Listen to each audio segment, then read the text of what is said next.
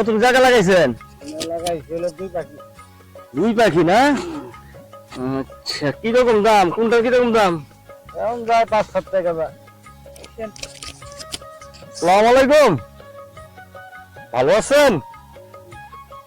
যাক, কৃষক ভাইয়ের মাথায় বুদ্ধি আছে, লাল শাক প্লাস পাট শাক এক জায়গায় লাগিয়েছে। কয় পদে শাক লাগাইছেন? 2 পদে শাক, 2 পদে শাক লাগাইছেন। লাল শাক, 5 শাক। পাট শাক।